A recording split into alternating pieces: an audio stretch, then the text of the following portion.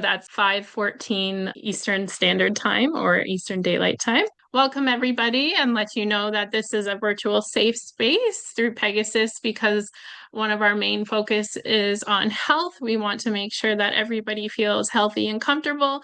So if there's anything more we can do to make this space more accommodating or safe, please do let us know.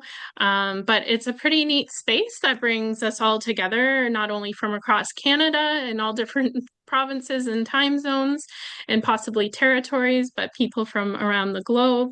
And we are joined by members from a growing and solidified global network, which is really a neat part of Pegasus. And we're all united by a shared purpose where we work collaboratively to advance equity, justice, and of course, that's at the intersection of peace, environmental sustainability, and health.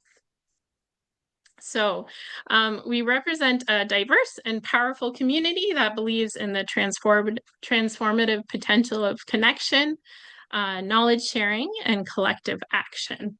So thank you all for being here and for your commitment and willingness to listen and share, and for everything that you do to contribute to this organization and our mission.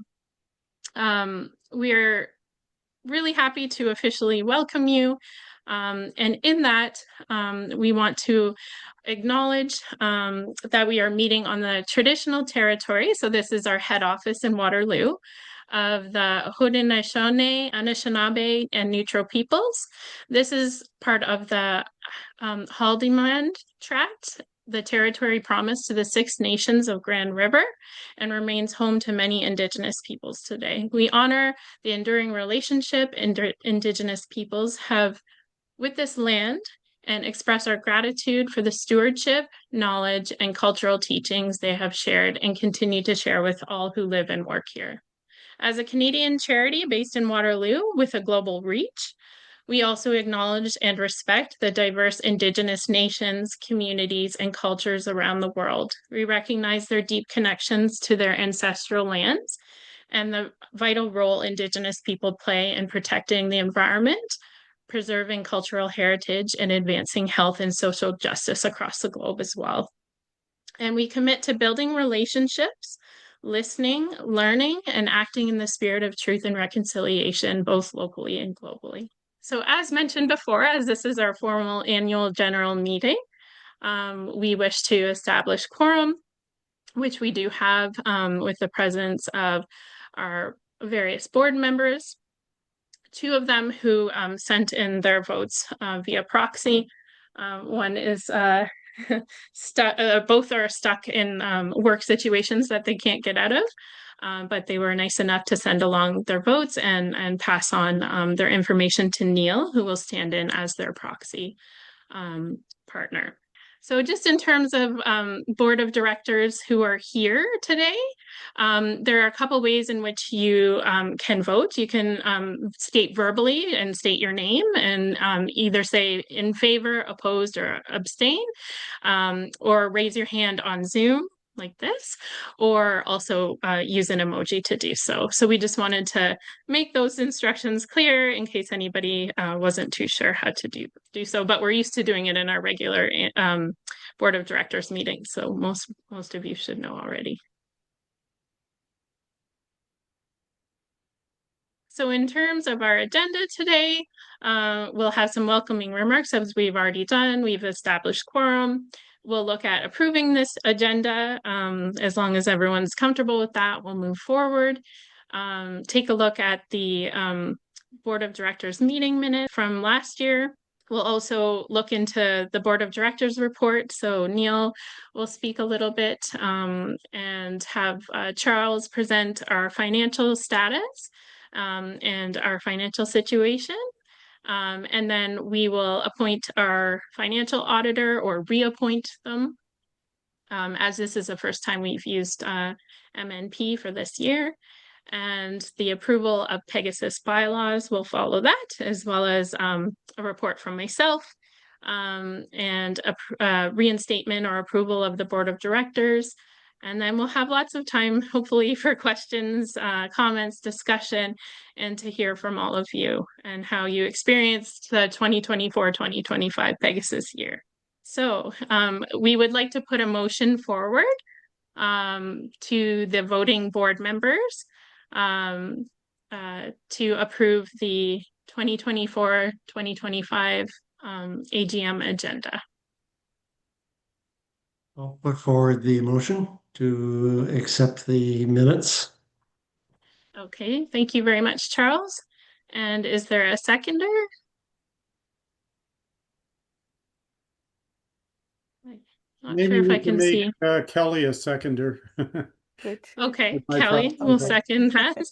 And would everyone else like to either be in favor or abstain? Or I see Charles and Gertrude's hands are up.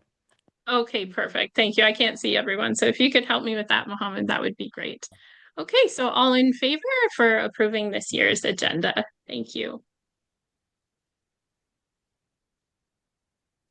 So for those who are a little bit newer to Pegasus or who are still learning, in terms of our vision, we're an effective collaborative network that promotes the intersection of peace, environmental sustainability, and health for all.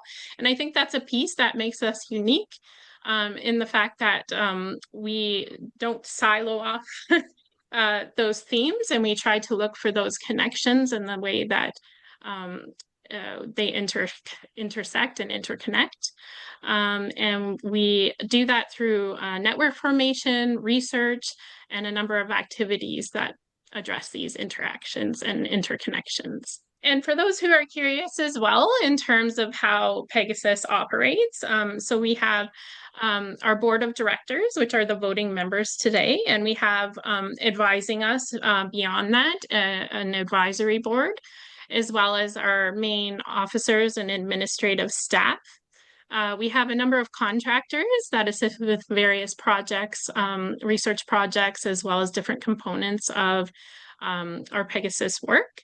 And then we have different partners who work with us on research and various projects to advance peace, health, and sustainability. So in terms of our footprint for 2024, we are a small but mighty team, as I see it. Most of us work part-time, and in terms of hours that are paid hours, we probably have less than 2.5 full-time status. But in 2024, it was outstanding how much we actually moved forward with and pushed forward with. And that has a lot to do with our many, many volunteers, including our board of directors, advisory board, and other volunteers, as well as our partners who work closely with us around the globe. So in total, we had 12 active initiatives. So that includes the projects. Sorry, my cat likes to join the meetings. Projects, networks, and courses. And then with one of our largest projects that takes up more than half, if not, more than that, of our time and resources, our internationally educated healthcare professionals project. We paired 19 pairs of mentors, so that's one-on-one mentors. We had 7 of our own events, 2 of which were hybrid events, and then attended other events as well related to the sector. And in total, 362 new participants, and that does not include those who accessed our website resources. And that includes 600 plus total participants within Pegasus, which I think is an outstanding number as well, especially considering our size. But it's that global reach, that commitment from our many different partners and individuals that allows us to push everything forward. So our global presence, as I've mentioned a few times now, can be illustrated in this map here. As you can see, we have many folks from our different networks that span across the globe, and it's growing, and people from other countries are starting to reach out to us and hear about our programming through either network members or work that we're doing. And the work that we do is expanding substantially. So putting some, I guess, faces and names, and you may have heard people's names or seen emails or have heard about different individuals involved in projects. We have our board of directors, so Neil Arya, who's our founding board president, Gertrude Omoro, who's our secretary treasurer in partnership with Charles. So Charles is actually taking over more of that role right now. Jan Hatcher Roberts, Sankeet Dalal, and Kelly Emblem. So Sankeet and Kelly couldn't make it today, so we have their proxy forms. And then we have a number of different advisory board members who we're so thankful for as well. And they provide different advice at different times. Some are able to attend our board meetings regularly, some advise on different projects and pieces of our work that pertain to their expertise, and they've just been so helpful in really reaching out and creating that kind of global network of solidarity. So thank you all. And then we have our core staff members, so myself and Rachel, who's our sustainability and operations lead, Vito, as well as Hamzia, who's on the call. Simidele is currently located in Spain, so that's probably why she's not on the meeting. It might be a little bit late for her, but she's one of our administrative program and communications officer. She also speaks fluent French and Spanish, which is a big piece of what Pegasus does as well. We try to operate in multiple languages, mainly French and Spanish, but we try to make things accessible in many languages now, especially with the assistance of AI. We're not leading with that, but we use it as an assistive tool, and then use human translation to help with that. And then Navya, who's our program and administrative assistant. And then we had Anukati Nigam, who was our program and administrative officer last year with us. She moved on, unfortunately, but she did so much in advancing the Emerging Leaders Network and really building up the network itself and the resources that were provided to our emerging leaders, as well as Melanie, who is a communications and program officer as well. And then we have our many contractors, some of whom are on the call today. So Mohammed is there, he introduced himself. Chloe, who is the former acting ED of Pegasus Institute. Nazrin, who is an IHP nursing consultant for us. Saida, who's on the call today. Darren, who's now working minimal hours for us as he got busy with his full-time job, but really wanted to stay connected to the Institute. Huda, who assists with our IHP Francophone developments and translation, as well as Dwight Baker, who's our mentorship coordinator for the IHP project, and Craig Balia, who's our sector development consultant as well. So as mentioned, I keep mentioning our global networks, but what are they per se? So we have our Emerging Leaders Network, which includes probably active about 100 emerging leaders and young professionals that come together. There's usually facilitators who share information and kind of like mentorship resources in a way, and we're starting to link more with CUGH in terms of building on mentorship.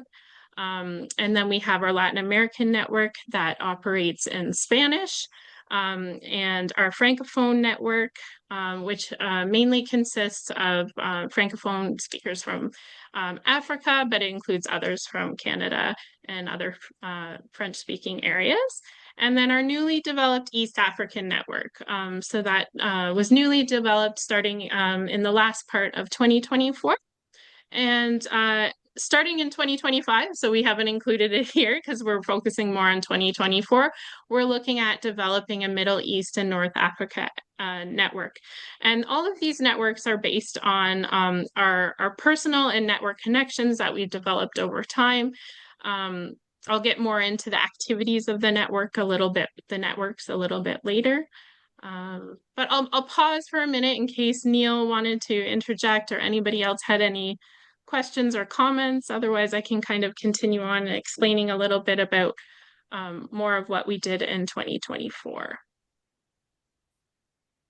No, I can't see everybody, so I'm going to scroll through quickly. Okay, let's move on then. So in terms of how we operate, everything is based on our Pegasus Institute values, which are core to everything that we do, focusing on compassion and critical thinking, respect, equity and engagement, diversity, and developing tangible solutions for change.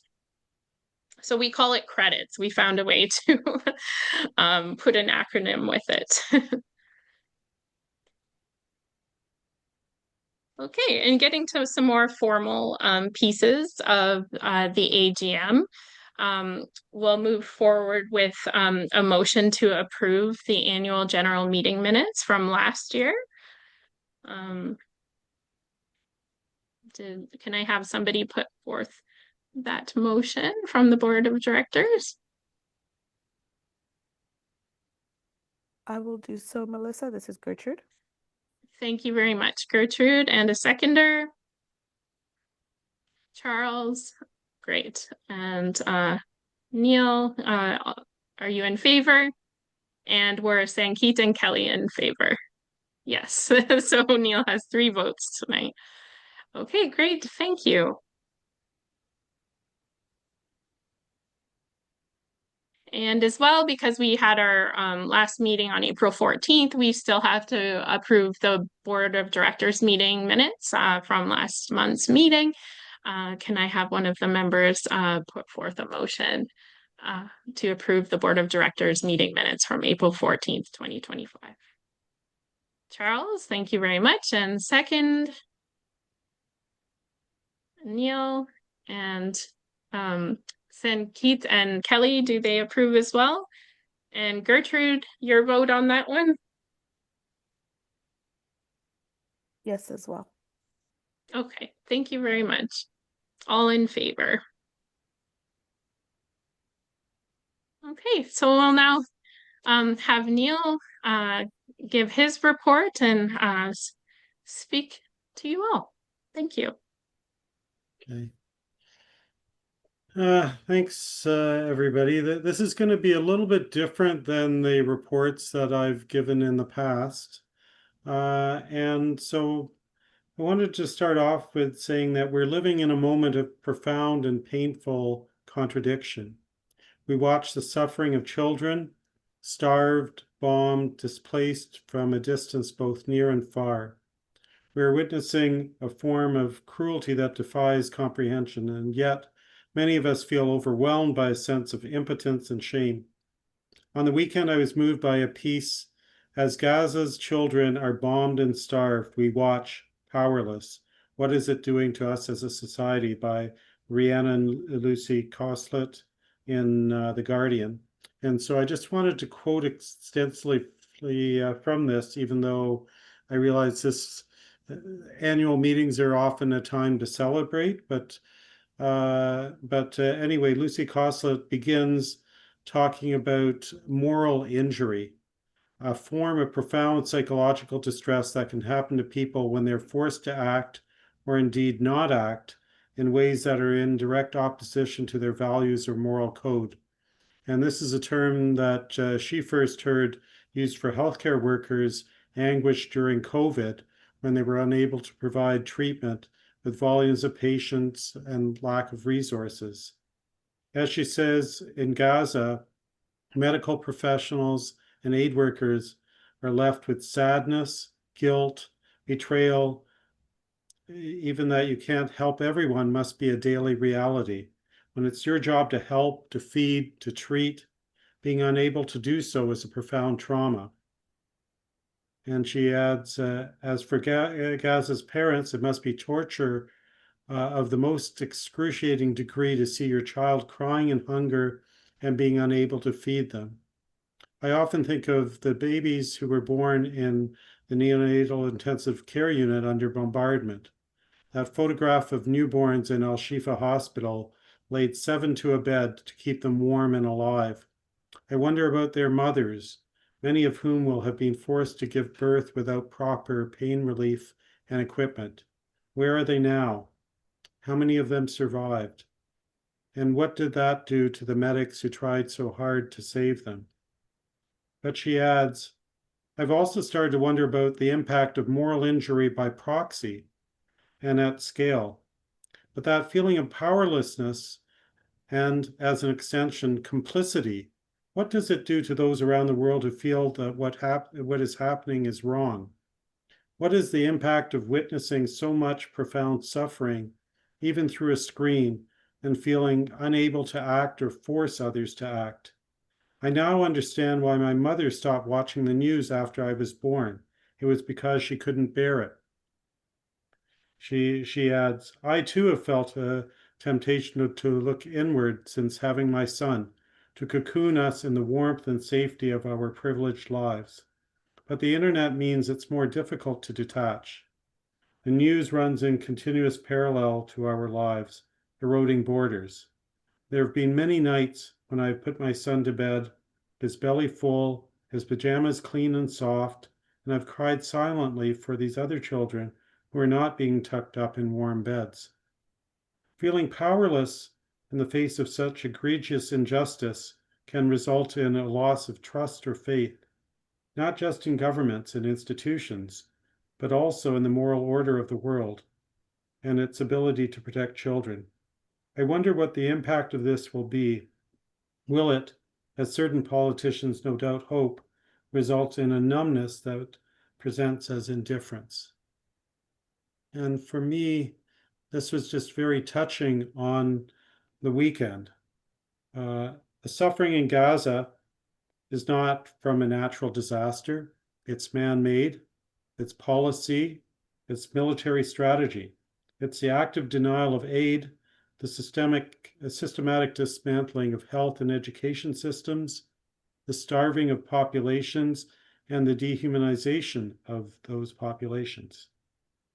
Yes, we must remember the horror of October 7th, 2023, the trauma, fear, and grief felt by Israelis and Jewish communities worldwide. That suffering must not be erased or ignored. But acknowledging one's pain does not justify another.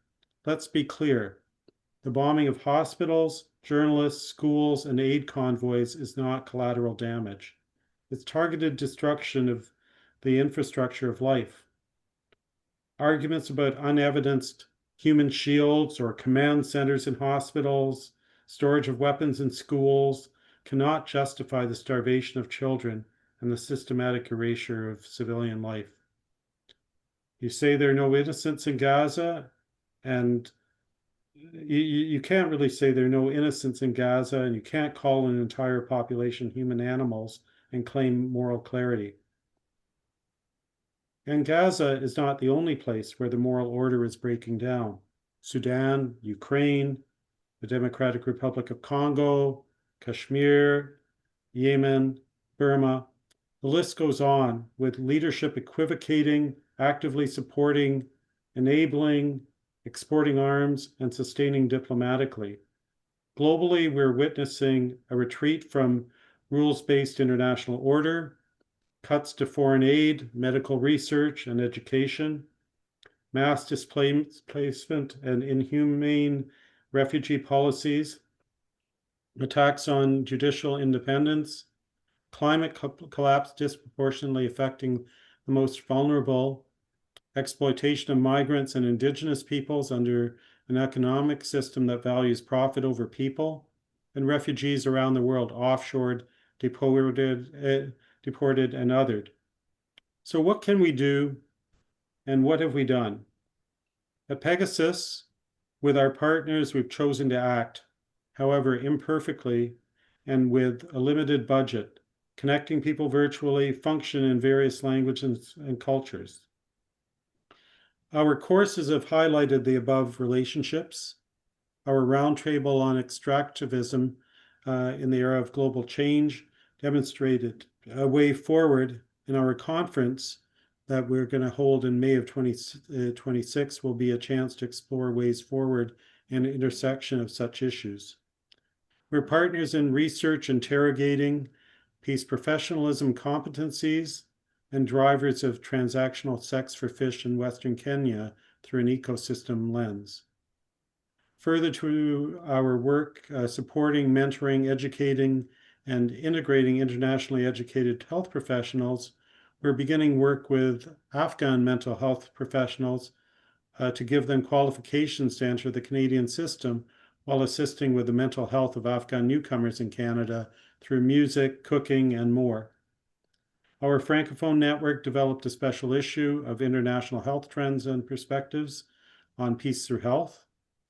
For example, our Ecuadorian affiliate promoted health education for marginalized women.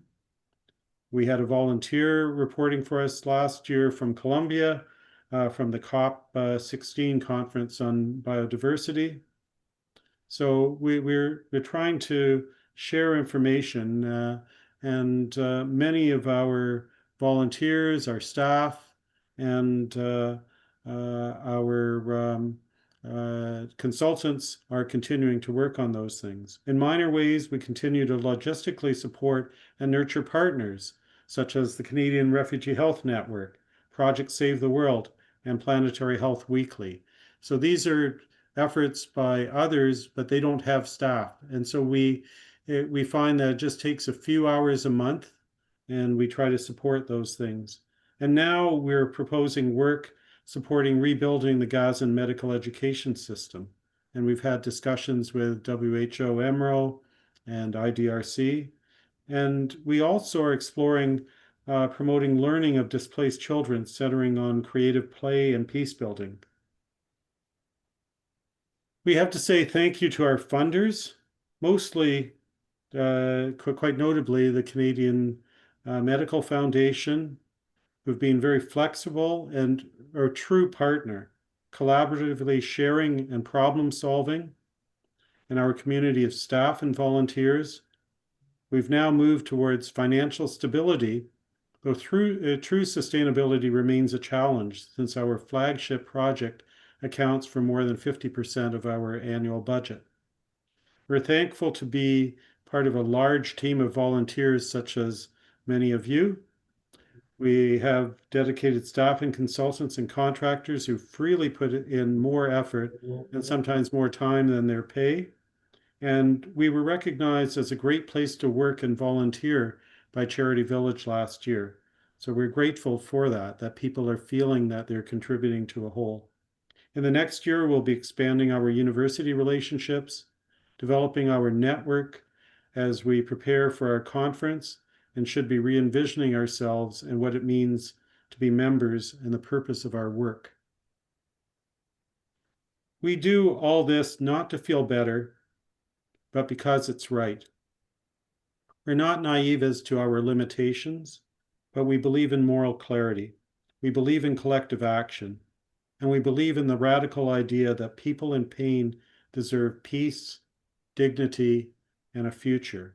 So we move forward, not with numbness, but with determination. So thank you. Thank you very much, Neil, for bringing up such difficult to speak about, but very important global issues that we continue to address as best as we can. Again, thank you.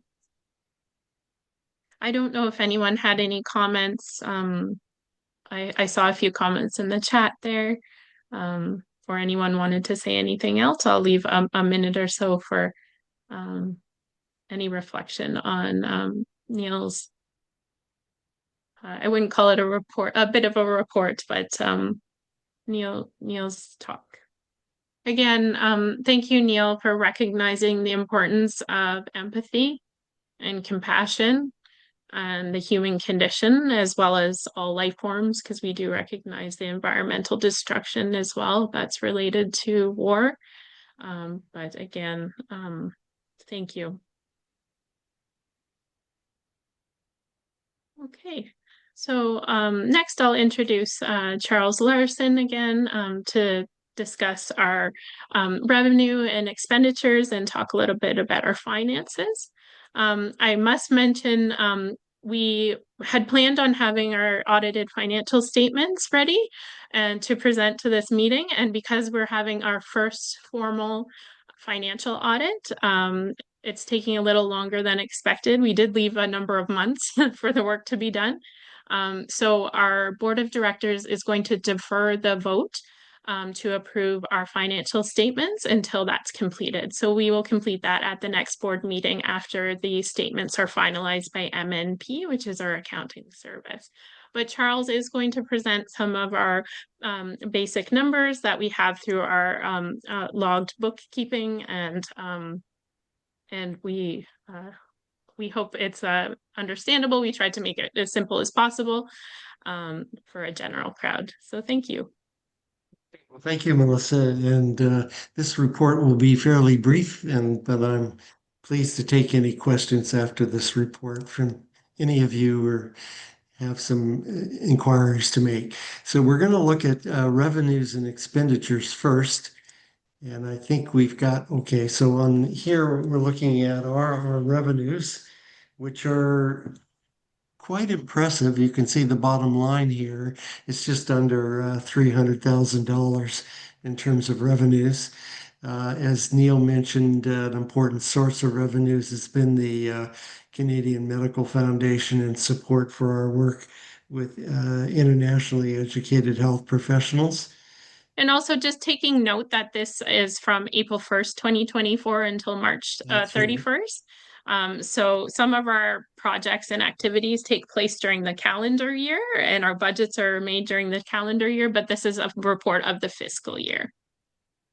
Okay, well, let's match this now with the expenditures. As expected, our major expenditures are our people, whether it be the core staff or the consultants. So we have administrative expenses at about 24,000. We have nearly 60,000 that we spend in supporting contract work. Our employees, again, $60,000. So those are and then the web and IT, which we underwent a major upgrade in our website. So I don't think that'll be the same next year as what we're seeing this year. But as you can see, it was nearly $40,000. Important point to make is we're at around 200,000, and as you saw on the earlier slide, revenues were 270. So we're $70,000 to $80,000 in surplus, which puts us in a very healthy situation. And I think we have to credit the Pegasus team who've done a fantastic job over the past year in maintaining these revenues and keeping the expenditures to a reasonable level. We thought it might be important with the pie chart. And so you can see there that we're really grant dependent. And we have had discussions at the board level about other sources of revenue, including membership. But for now, this is the situation. It's healthy, but not so sure it's sustainable. Do we have another slide, Melissa? Like again, yeah, we do have another slide. Okay, so this just good. shows like the direct money in, money out. Yeah, so that's money in, money out. And is that it?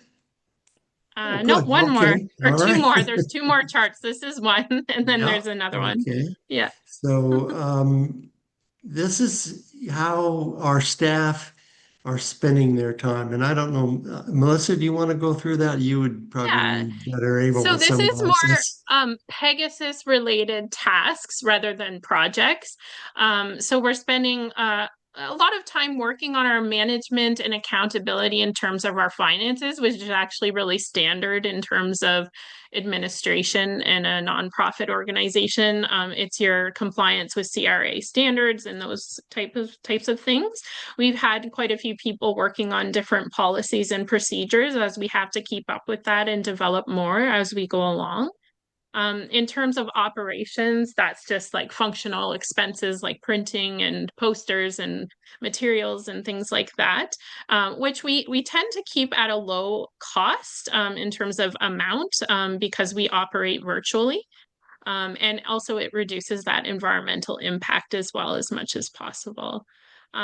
In terms of time spent too, in terms of board of directors management and working with and linking with our board of directors, we find that really important as so much knowledge and wise advice comes from that.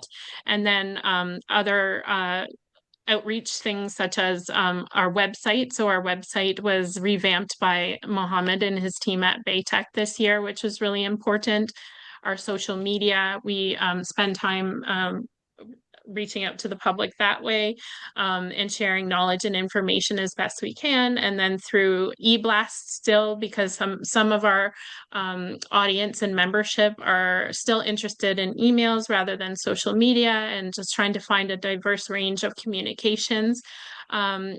We also were lucky enough to have ongoing a Google Ads grant, which we can spend up to $10,000 USD per month on Google Ads, promoting our institute, our programming, especially our internationally educated healthcare professionals project to reach more newcomers and IEHPs who might need our resources and supports from our mentorship. And then we're actually bumping up our resources that we're investing in our fundraising to make our finances more sustainable, as Charles mentioned. So looking at other ways in which we can continue to have that more stable revenue source to continue our programs. And then again, our Spanish and Francophone translation are really important to language accessibility and to sharing knowledge on a more global scale. And that's even turning into other languages, such as Arabic and German, and others are coming as well, Swahili with our East African network. So we're basing it on analytics from our website and from our programming, who's connecting to us and who do we need to serve and how can we best do that on our limited budget. So I'll get you to click to the next chart, Mohammed. So this just breaks it down in terms of staff time spent per project. As you can see, the majority of our time is spent on the internationally educated healthcare professionals project, as well as our two SSHRC funded projects in partnership with St. Paul's University and others as well. So the Transactional Sex for Fish in Kenya project, looking at gender-based violence, and Peace Professionalism, which looks at the competencies and values related to peace professionalism. And then, as Neil mentioned, our Afghan mental health and psychoeducation project, assisting Afghan newcomers and gaining some more certification and providing some mental health and psychoeducational resources for newcomers as well.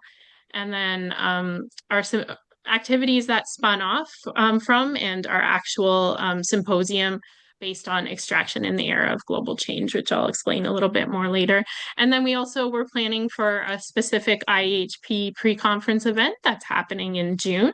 And that's linked to the International Migration and Refugee Health Conference in Halifax.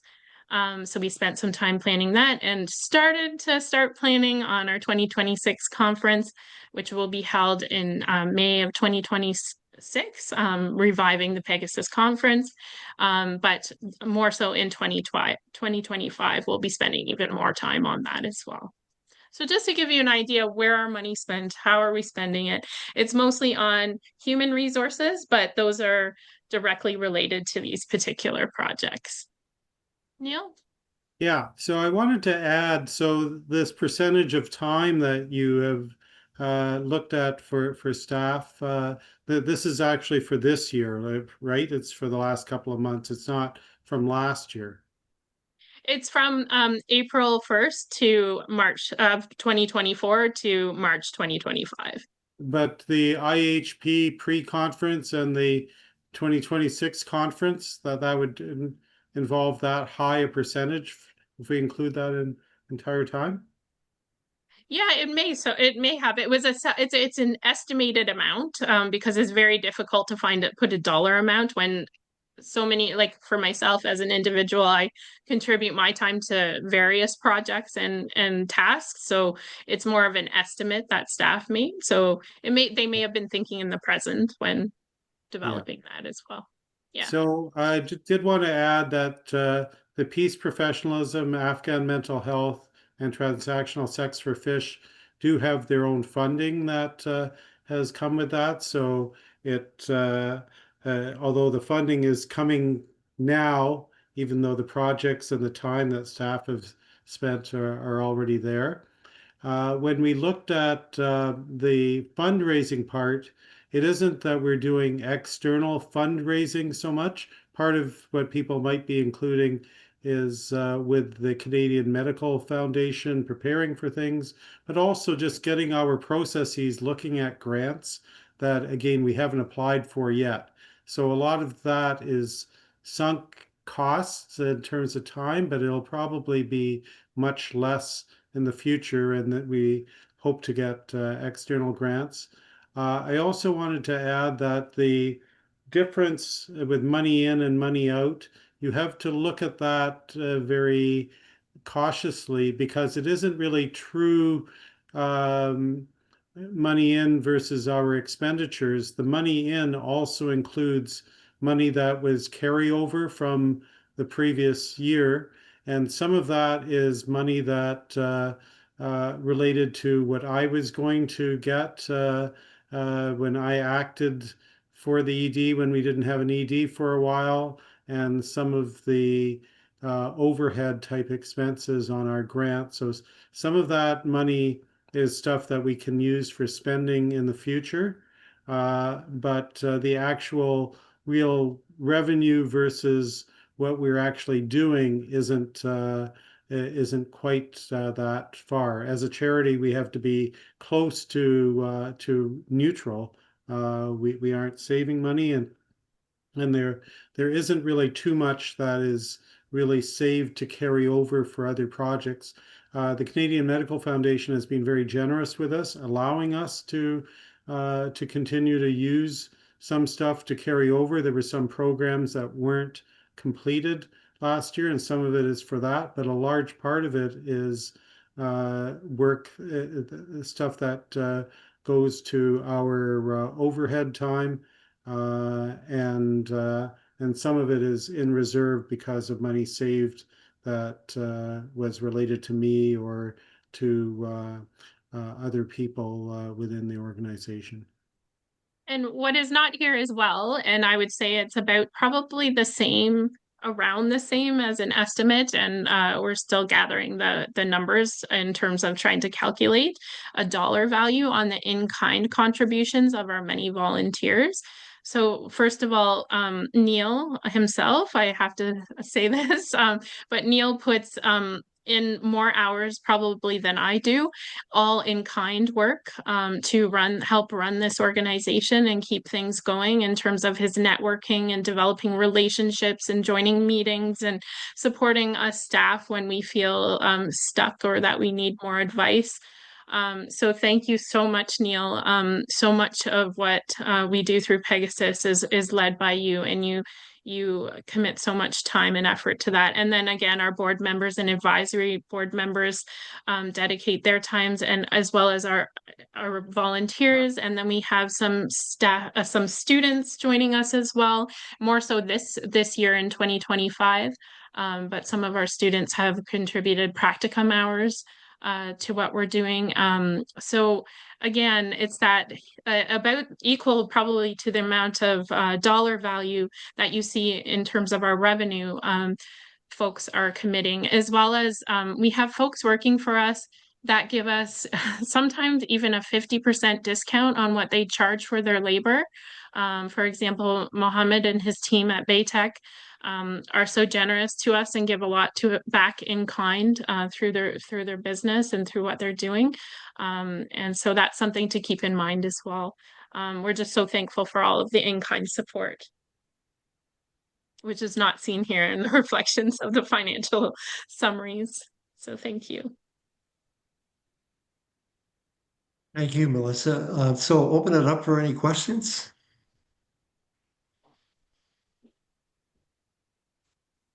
Okay, well, let's carry on. Okay, great. So next we need to formally reappoint our auditor. So we've been using MNP LLP. Would someone like to put forth a motion to appoint MNP LLP as auditor for the next fiscal year? And that would be from April 1st, 2025 to March 31st, 2026. So Charles will put forth that motion, and seconder,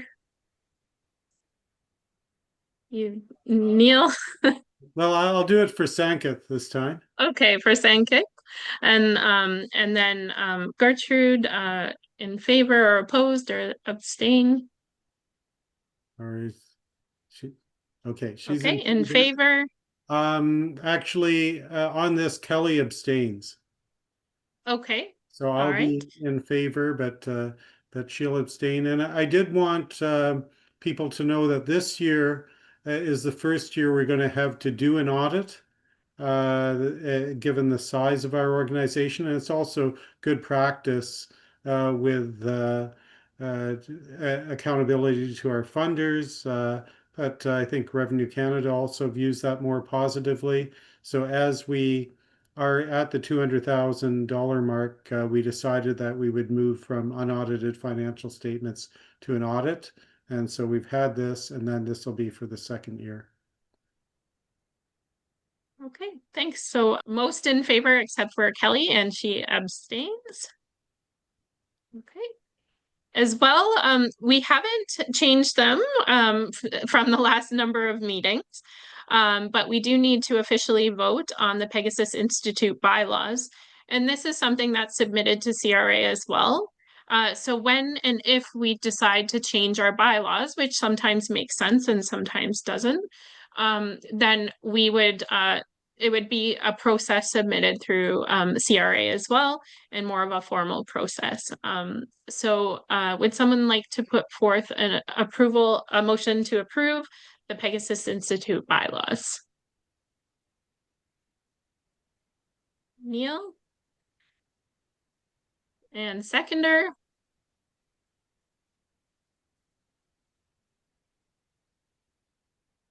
Gertrude, thank you very much. And Charles, do you approve? Abstain? Or approve? Okay. And votes for approval from St. Keith and Kelly. Thank you very much. And just so you know as well, we'll be looking into in 2026 around our conference, looking into more strategic planning exercises with our board of directors and other folks, and we can talk a bit about that later. So it will be a time to review our bylaws as well and see if they still fit our current mission and vision, and to see if anything needs to be revised or added. Okay, so I can talk a little bit more and get into a little bit deeper about our annual report and taking a look at all the highlights from 2024. We briefly have talked about some of them, but I can get a bit more into some of the exciting activities that have happened this year. All right. So all of the Pegasus Institute activities focus on networking, knowledge sharing, and education, since we're an education-based charity. And again, focused around peace, global health, and environmental sustainability, with that focus on equity and justice. And we try to amplify our strategic pillars through tangible outputs such as our networks, webinar series, and roundtables, informative websites, conferences, events, courses, books, publications, videos. These are just some of the things and ways and strategies that we use to share information and collaborate in advancing peace, global health, and sustainability. So one of our major projects that we've mentioned a number of times today, as it takes a lead within the Pegasus space, is our internationally educated healthcare professionals and refugee health professionals project. So again, in partnership with the Canadian Medical Foundation, this project seeks to break down barriers for IHPs in terms of practicing their professions. And if that's not a possibility for some people anymore and they feel that there's too many barriers in place, then we do provide information on alternative careers that are still meaningful as well. So a lot of that information is provided through our really easy to use and simple first stop shop developed for IHPs by IHPs resource hub or website that was developed by Mohammed and his team at Baytech and supported by our IHP consultants in terms of content, as well as many, many volunteers who are IHPs themselves, who contributed to content review, development, layout, user friendliness, and such. To create a website that is very beneficiary focused and it outlines pathways to people's professions. So the specific professions that we've highlighted are for physicians, nurses. We're currently working on the midwife path, so that's almost completed. Dentistry is in the works, so still working to connect with some more dentists to develop the content for that, as well as pharmacists. So we have a few pharmacists and physicians and nurses on our teams and have just added a midwife as well to overlook things. Another component that we focused on this year within our programming in general is making sure that our resources, webinars, roundtables, information sessions, mentorship program is accessible for those who speak French as well. And that includes our mentorship series. So that is put on in group sessions with mentorship events that are tailored to IHP requests. So different topics on more credentialing aspects, logistics, things like that. But it also, we've had supports that assist with like logistics to make sure people are able to take care of other aspects of life so that they can focus on their pushing their career forward here in Canada as well. So thinking about financial logistics and things like that in organizations that support IHPs across the sector. So those events, we held 7 last year, and one of them was a hybrid event, and we engaged people all across Canada. Within the mentorship program as well, we try to pair people one-on-one or in small groups now as well.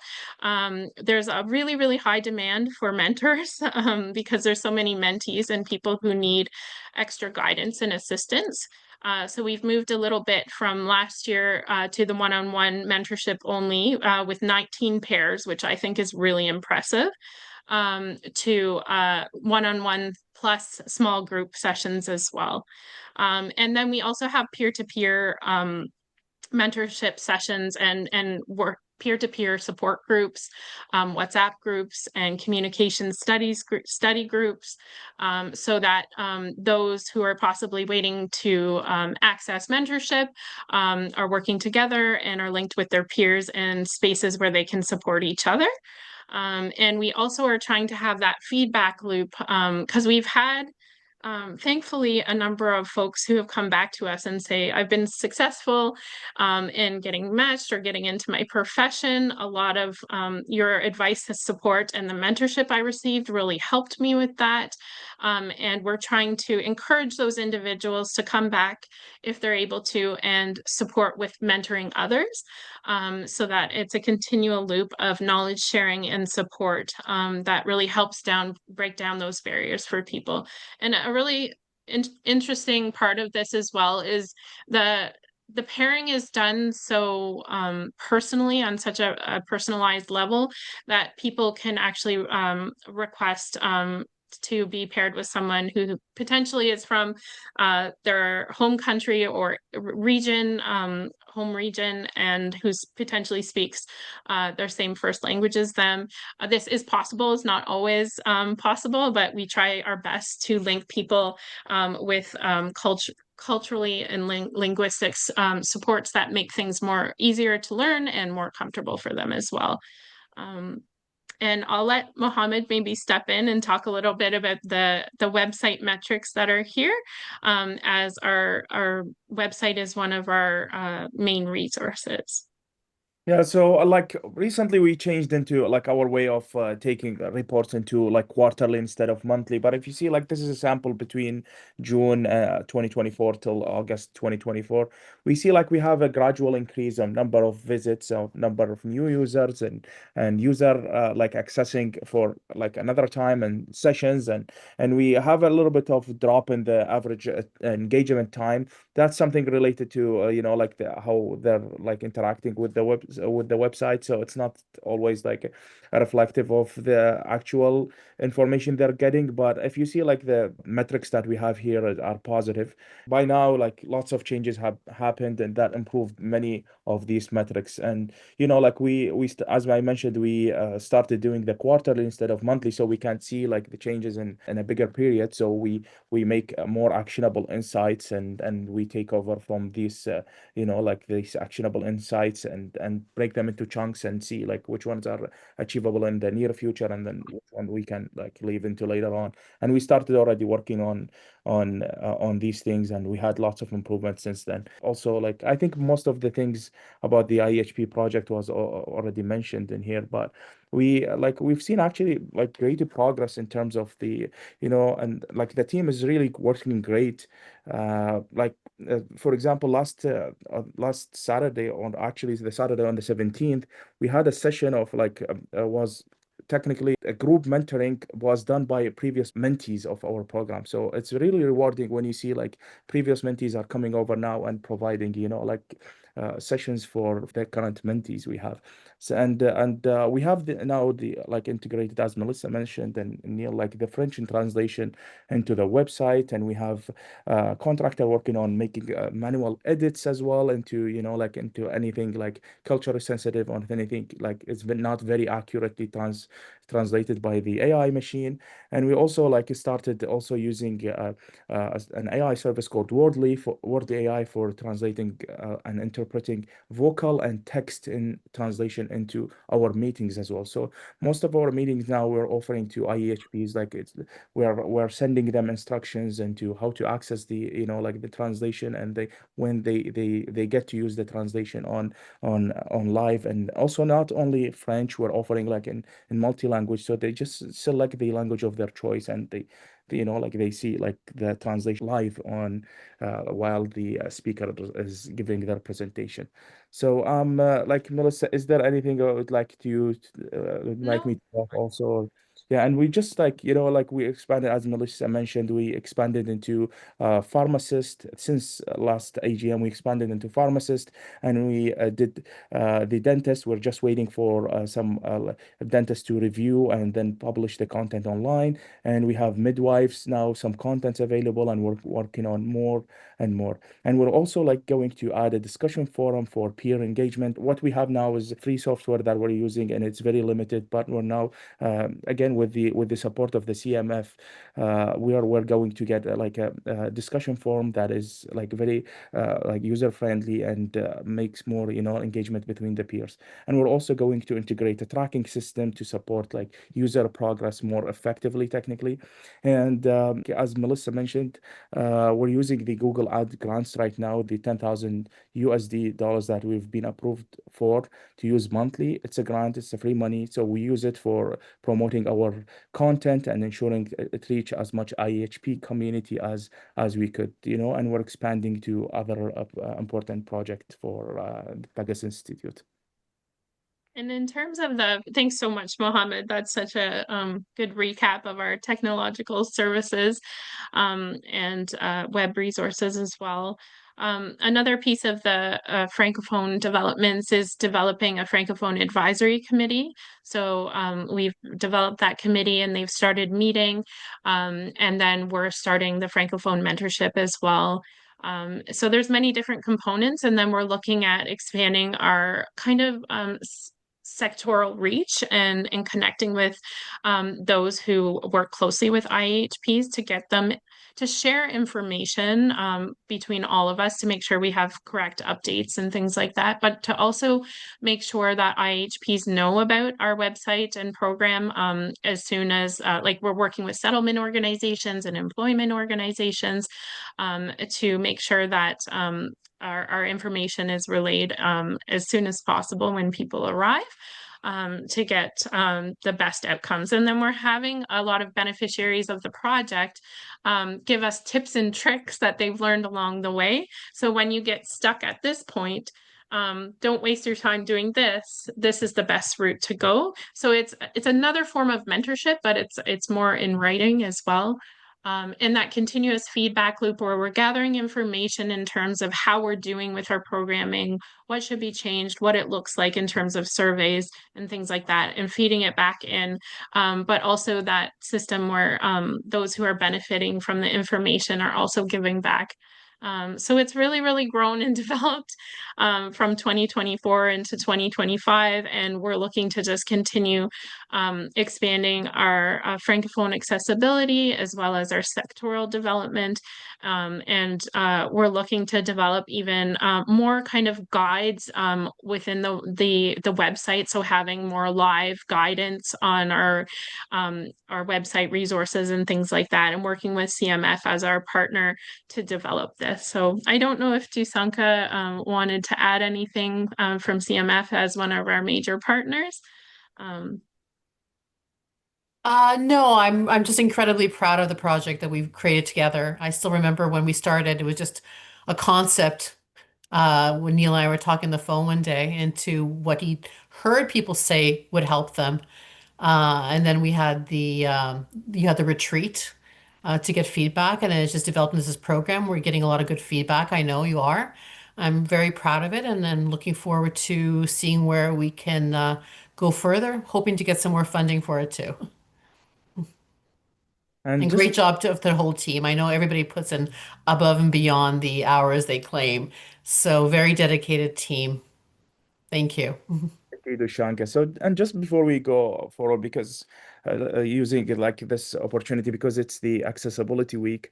So, like when we designed the website, like the portal for the IHPs, we made sure it's like all compliant with IODA and WCAG, which is Yeah. the Content Accessibility Guidelines standards, to make sure like the website is accessible to everyone, even though like it's not required here in Ontario, like the organization or has to be like 50 plus employees to be required to have an accessible website. But even though like we did that from the beginning because we understand how important it is to be accessible to everyone.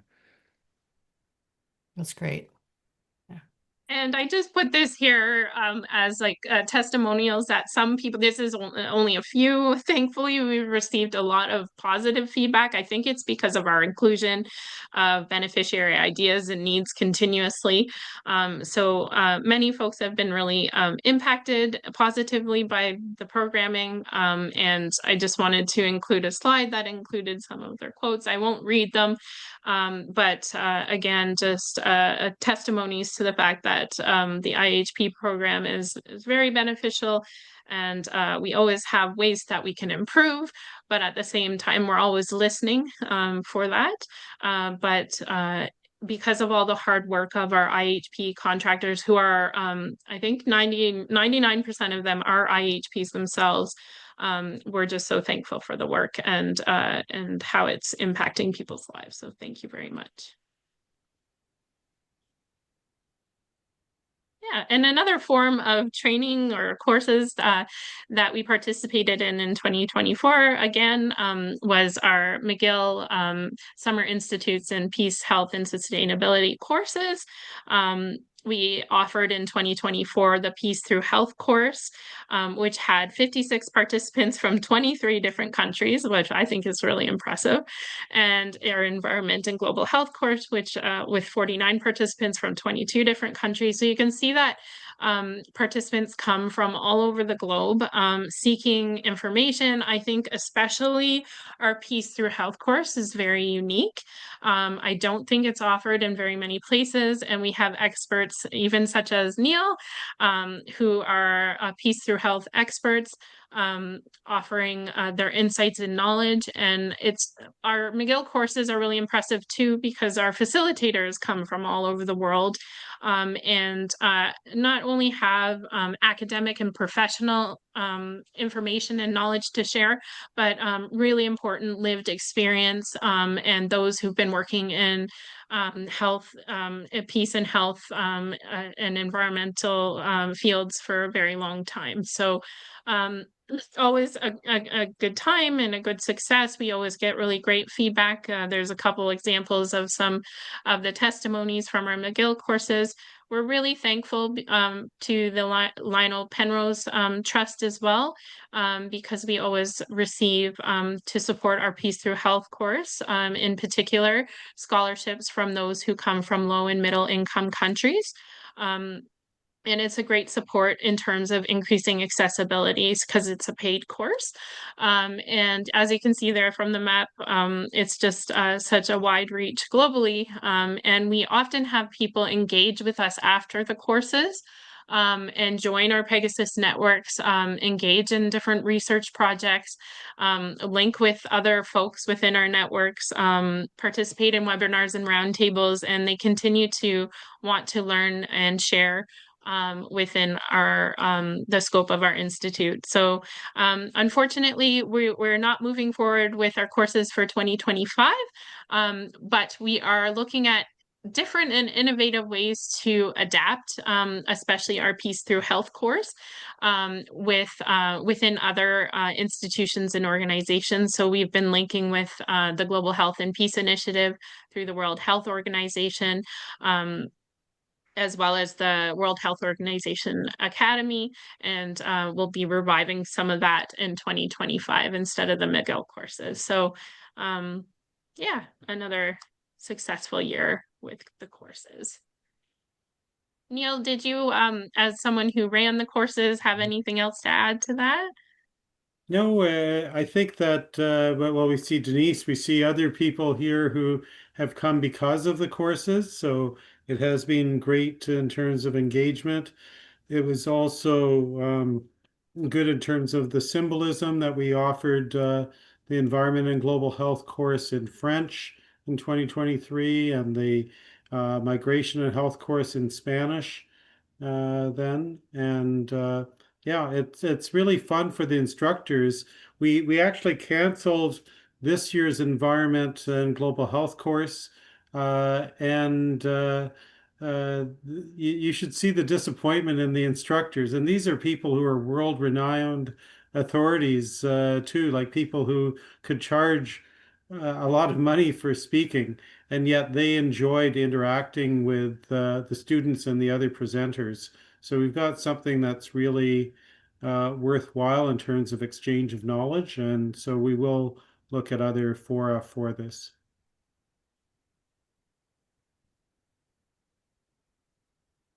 Thanks, Neil. So as we spoke about a few times already as well, going into some of the research projects that Pegasus Institute has been working on with our various partners. We've partnered with St. Paul's University, Philip Bonguni there, and others, a large team, especially recognizing our local partners such as STADA and WISE and Kivulini Women's Rights Organization from Tanzania, who I previously worked with, supported by SHIRK, looking at developing an ecosystem approach to sex for fish and gender-based violence among the fishing communities around Lake Victoria. Philip Bonguni has been working hard with others from our team, including Vito, who's a research assistant from that project. And maybe I'll pass it on to Vito if he's still here. I just have to scroll down. There he is. Yep. if you don't mind talking a little bit about the project and a couple of updates that have been happening lately, including Philip's visit to Kenya. I know you can't speak for him, but I know you spoke with him. So Thanks, Melissa. Yes, this project has been underway, and we've had some very in-depth conversations with both internal advisors and external advisors from the academic research community. We've leaned on a diverse pool of expertise from um, epidemiologists doing social research in communities in Hamilton and lending their expertise and their tools, as well as um, other advisors on the project who have done systems mapping in small island countries. So we're well underway with the project. Philip's been in the field for about 6 weeks now, traveling to the three regions as well as Nairobi, Kenya, and appointing different local field research leads so they can take on the interviews and carry on with the interviews even after he returns to Canada.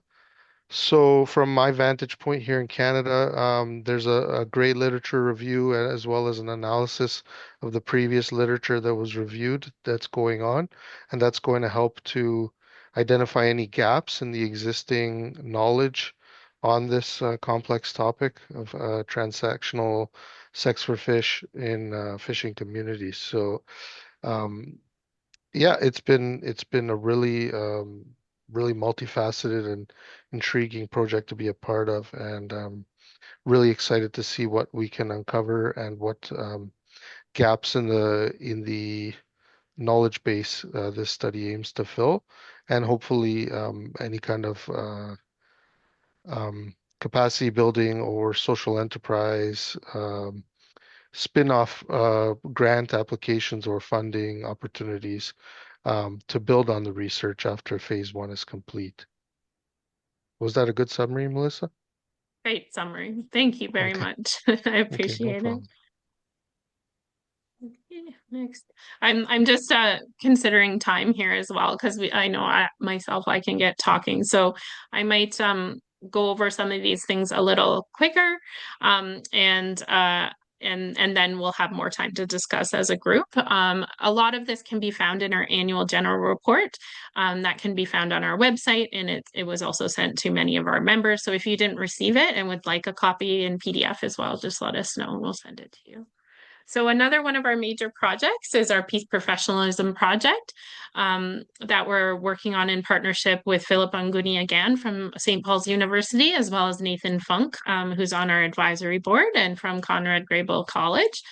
And again, sponsored by Shirk. And again, we've mentioned that it is focused on developing core competencies and values within peace professionalism. And this is taking a global approach, really interviewing those who work within the peace field and establish emerging criteria of peace professionalism and what that looks like. And really delving into not only like a Western perspective, but looking at different perspectives of what peace work looks like to people and what competencies would be of most value on a global scale. So very interesting project, and the interviews are happening right now. Hamzia, I don't know if you want to say something really quick about that. Hamzia has been our research assistant on that project. Yeah, I think you summarized it pretty well. As Melissa mentioned, the project is basically meant to develop or come up with, identify the key values, competencies, and skills that peace professionals need to succeed as peace workers. So the project is currently in the data collection or data gathering phase. So the team, which is the core team is about 27 individuals, including the 5 main directors. and we are conducting interviews with policymakers, academics, or those at IGOs or NGOs. And the main formats that we're using to gather the data is through key informant interviews, surveys, and focus groups. And there's this platform called Ramesh, which is kind of like I guess it's like an online version of a interview/survey, which is run by the team. It's something new that they're piloting through this project, but yeah, that's currently where we are at. Thanks so much, Hamzia. Okay. And as mentioned before too, in Neil's speech and the different projects we've mentioned, our Afghan Canadian Mental Health and Wellbeing and Psychoeducation project really focuses on trauma-informed, culturally sensitive mental health supports and care for Afghan newcomers, by those who work closely and directly with Afghan newcomers or those who are Afghan themselves, so Afghan mental health professionals, developing their capacities and I say credentials, but I mean certifications, and adding more training, and also focusing on providing more services through really not structured, not as like one-on-one counseling and things like that, but more psychoeducational supports through arts, cultural activities, social activities, cooking, as Neil mentioned, that really bring the community together and help reduce that stigma, especially within the Afghan community and many other communities. There is a lot of stigma related to getting help in terms of mental health and addressing mental health issues. So we have received a lot of support from our various community partners listed at the bottom there and more, and from the Afghan mental health professionals themselves. And again, really built this project up from advice and direction from folks who work with the Afghan community every single day, and having those who are within the community provide services that are useful. So a really interesting and informative project. And it's currently operating in Brantford, and we've applied for funds to support a project in Hamilton, and we hope to scale up to other newcomer populations and other localities if it's a useful program, which we know it is. As Neil mentioned as well, and relating to his speech, what we could do at the moment, and something that we can take action on, is working with other health professionals and those who provide education through higher learning, medical schools, and health ministries to rebuild medical and public health education in Gaza through different innovations and mentorship opportunities. And this is currently still being developed, but we've worked really closely with those on the ground in Gaza and those who were providing medical education in the area already. So we're not trying to reinvent the wheel or tell them that this is how you should develop your educational system, but how can we support you in gathering a number of volunteers globally who will provide supports for medical education in the way that you were, or that the community wishes to receive medical education, and doing that through innovative ways, using recognizing the complete collapse of most infrastructure there. So innovative ways through solar panel internet adaption and things like that. But it's a really comprehensive plan that requires a lot of details and knowledge sharing, and innovation to working with many partners in a collaborative approach, to see how we can get these medical professionals, some who were nearing the end of their schooling, to be able to support on the ground within their own communities again. And health is just so widely, the needs are just beyond what is able to be comprehended. So again, keeping in mind that many other basic needs need to be met before medical education comes through, but planning this so that as soon as local communities are ready to produce the education, that there are supports for that if needed.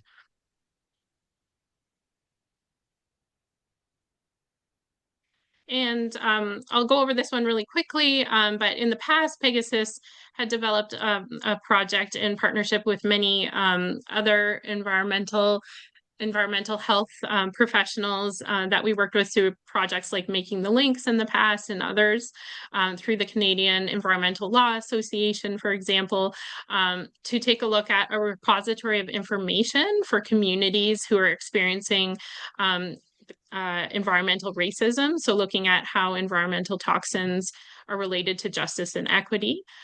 So in June of 2024, the government passed Bill C-226, which formally recognized and supported respecting environmental racism and environmental justice. And that became a law. So again, part of that is focusing on the Declaration of the Rights of Indigenous Peoples and really bringing forth the voices and impact on Indigenous peoples and other minority populations who are impacted by environmental toxins. So we're just looking at building those partnerships again and bringing that back to the forefront as it's more supported even by the government in the law again, and hopefully looking for funding to support that as well.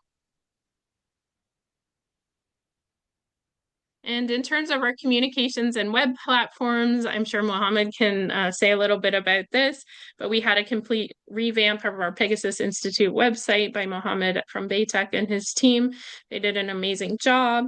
And we also continue to work with our Global Family Medicine website and looking at our underserved website as well and building resources there. Both of which we're continuing into 2025, just looking at a bit of planning behind the scenes in 2024. So Mohammed, did you want to say something for maybe 1 minute or so about the Pegasus website and the others? Yeah, we fully redeveloped, redesigned the Pegasus website to kind of, like better showcase the impactful work that like being done, because the previous website wasn't like showing the actual work is being done by Pegasus Institute. The site is now like more user friendly and professional, and we've also, like as I mentioned, we've made sure it's like IOTA and compliant and WCAG accessibility standards within, also like made sure like all the security and privacy like were the top priorities when we designed the website.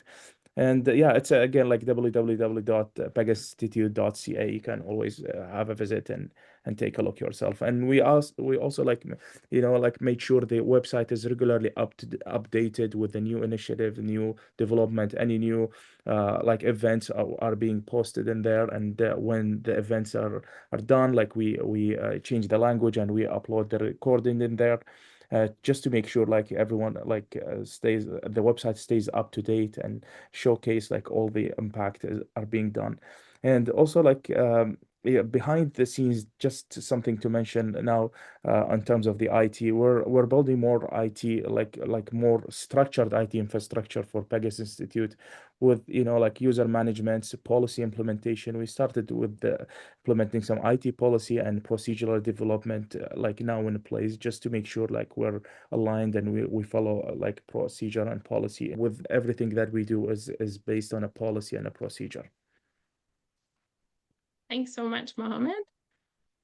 As well, too, as we mentioned before, we're trying to promote our programming and our events through our social media and any information, focusing on days of observance that are most important to our institute and recognizing that and how they relate to our projects and programming. As well as as Neil mentioned, we we support Planetary Health Weekly, as well as Project Save the World now through Meta Spencer's Peace Forum and Global Crisis Forum.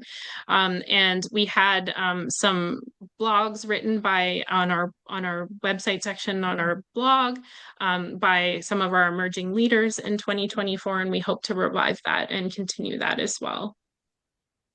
So trying to connect and keep engaged in all of that. And I mentioned before our engagement with our expanding networks and what that means and all the different things that we do. Neil mentioned the publications, collaborating on research and projects, sharing knowledge, engaging in discussions. We have webinars and roundtables frequently in multiple languages, sharing opportunities and knowledge, and then building our partnerships with organizations and institutions around the globe that are like-minded.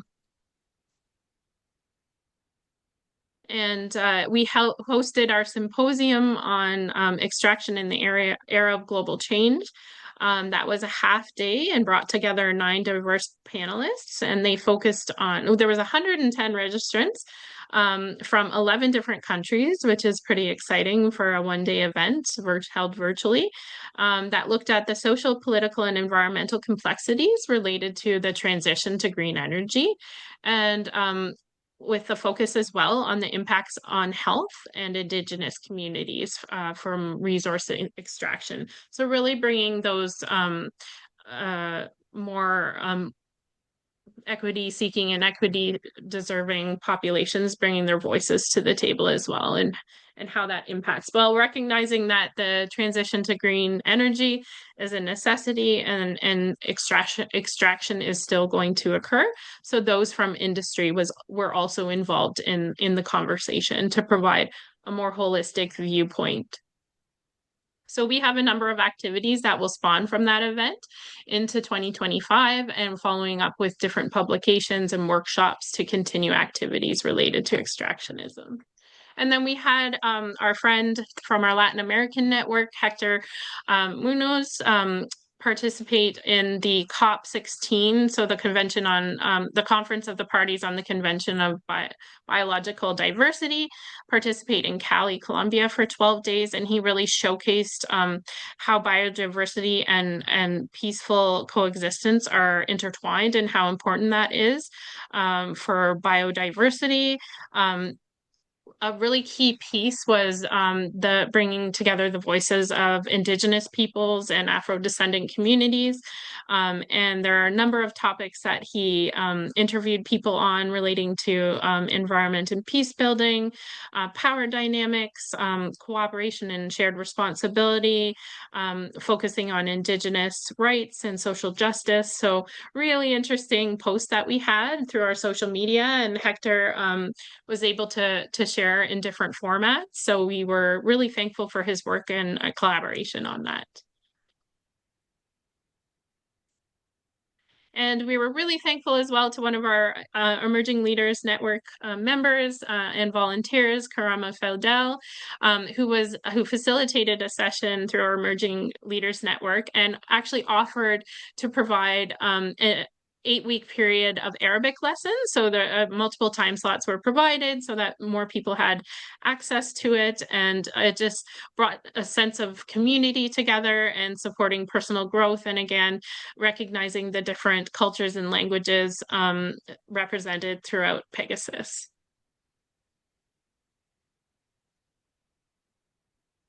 And in terms of organizational capacity, I'll kind of breeze through this as, but a really important part. So we've been leveraging our project management tools, such as our Google Nonprofits, really trying to make things more streamlined operationally.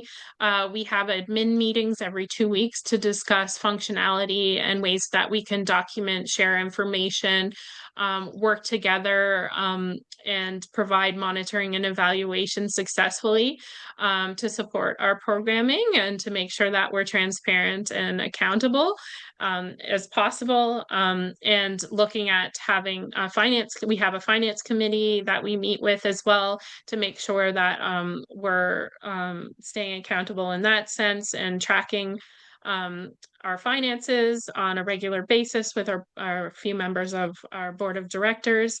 And then through our different social media and websites, we're tracking and creating analytics. So it's a lot of quantitative and qualitative data gathering and discussion on innovations, tools we can use to make things more streamlined. And that's again in partnership too with Mohammed, who has a good background, especially related to the different tech components, security and privacy. So that's a big piece of what we do in terms of our administrative and operational spending, the time taken to make sure that our systems are safe, confidential, accessible, and accountable, in summary. And recognizing we do have some challenges and many opportunities, but in terms of expanding to meet the growing demands for our services, programs, and activities, so securing that long-term sustainable core funding is always a big piece, especially the pieces to support administration and functioning of the organization. But continuing to work with our board innovatively on that and others within our institution. There's a lack of full-time positions and employee benefits. Again, a lot of people really committing their time and through passion, right? Through passion and caring, and respect for the work of the organization. But we want to make sure that eventually we can come to the point where there's a bit more stability in terms of how we support our staff. And we do so in as many ways as we can. By, for example, fostering the most healthy and human-centered work environment that we can, being really flexible in terms of people's health, mental health, recognizing families and other work positions and things like that. So it's a balance of like really supporting that without maybe having those long-term full-time positions. And as usual, because our mission and vision are very broad, it provides a benefit, and it also provides a challenge in terms of scope creep, where our engagement, connections, and programs are expanding a bit beyond our limits and our resources. And that happens naturally when you have something good. It really draws in a lot of people and a lot of engagement, and that takes more time. So being cognizant of that, we're really, really thankful as usual for our volunteers, our partners, and those who work with us to help keep that going and to help us manage those connections and the need for extra programming.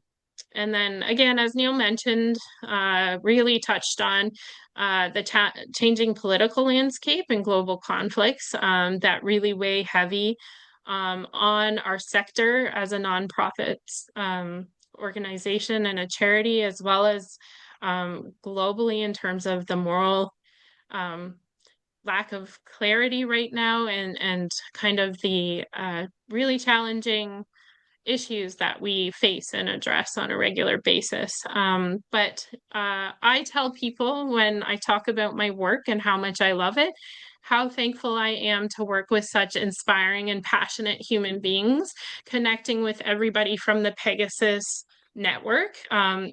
Personally gives me a lot of hope and a lot of drive to see that so many people do care and want to do something and will do something, even if they don't know what that is yet. So that's a piece of Pegasus that I think is really unique. So many individuals coming together who have that compassion and empathy for not only human beings, but the natural world as well, all life forms. And then managing documentation and tracking and organizational procedures is always difficult when you have low resources, but we're doing all those things that I mentioned previously to try our best to continue to improve that. And we're really well positioned right now to become one of the leading global health organizations in Canada, in terms of that intersection between peace and environmental sustainability as well, and our ever expanding influence on the world stage, as you can see from our maps and from those who are connecting with the Institute. We do have the potential to really be a leader within the global stage. And our programs tend to have real world impact, which is always really beneficial and rewarding. thing to see all the work that we're doing really impacts people's lives and provides them with some hope and some tangible avenues towards equity, justice, global health, peace, and sustainability. And as Neil mentioned, we were very proud that Charity Village honored us with the best nonprofit employer for volunteer programs for staff under 20, as well as our staff member in 2024, Anu Kathleen Nigam, who was who played a huge role in leading the Emerging Leaders Network. So she received the Best Individual Volunteer Management Professional Award. So we're starting to be recognized for the really great work that we do through different community awards. And Charity Village is a pretty big name within Canada, especially. So it was an honor to receive those awards. Yeah, and a few things that we'll be up to in 2025. I'm really cognizant of the time, and I apologize for going over. Again, as Neil mentioned, our 2026 conference, Interconnected Futures, Pathways to Justice and Health, Peace, and Environmental Sustainability, is coming up. So we're working with our central organizing committee and working on our streams and our different planning committees to put forth one of the best Pegasus conferences yet. So the last one was held in 2018 prior to the development of the Institute. So we're really excited to get that back up and running and to connect on that scale in person and virtually. We have our pre-conference event that I mentioned at the International Refugee and Migration Health Conference a couple days before the event that's focused on internationally educated healthcare professionals and looking at systems approaches and providing more avenues and information towards licensure. And then developing the IHP project, which remains a cornerstone project of Pegasus Institute through our mentorship program and through our website, providing more Francophone programming, linking with sector partners, and language accessibility, as mentioned. And continuing on with our various research projects, courses, again, switching more towards working with the World Health Organization. And we're also working on a collaborative curriculum development project with a number of colleagues from the States and across North America and globally as well, looking at more soft skills development within education and migration health force preparation. And then continuing to expand our networks and partnerships through our networks, through our projects, and many things that we're doing. It's exciting because right now too, through Anu Kathy, who is a former award winner and a staff member of Pegasus Institute, is helping us run Bollywood ukulele lessons, and it's a mental health and well-being initiative that links ukulele music with Hindi speaking enthusiasts and integrating people and immigrants through the use of music, which is a really neat project as well. So much to come in the last half of the year, and we've been working so hard on many things in 2025 thus far, and looking forward to continuing our collaborative work together. And again, I mentioned we will do some upcoming strategic planning in 2026 because we are due for that and to revisit our strategic plan and what we can do moving forward.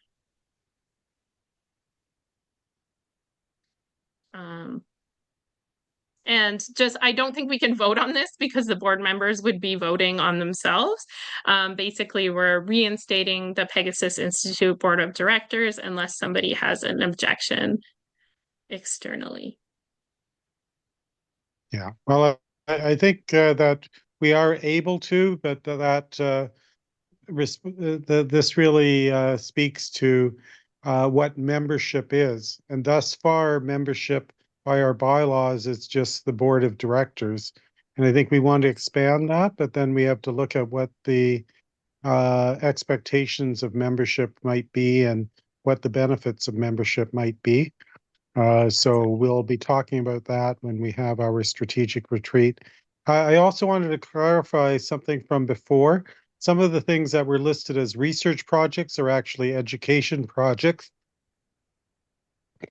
Excuse me, the Gazan education system and things like that, and the Afghan system. It's not really research, although we may have a monitoring and evaluation component.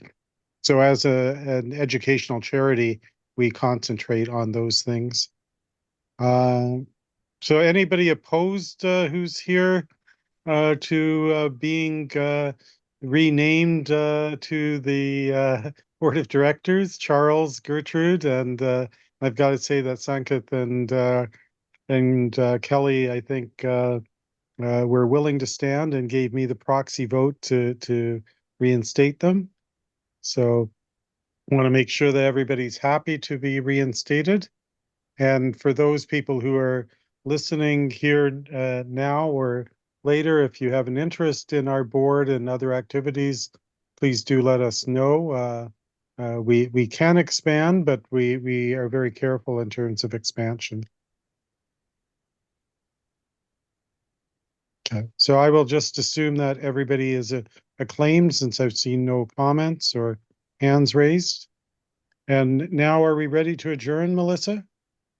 Yeah, I just wanted to again thank our funders, our supporters, our board of directors, our advisory board, our volunteers, you, Neil, for leading the team as the founding president and dedicating so much time and effort to the Institute.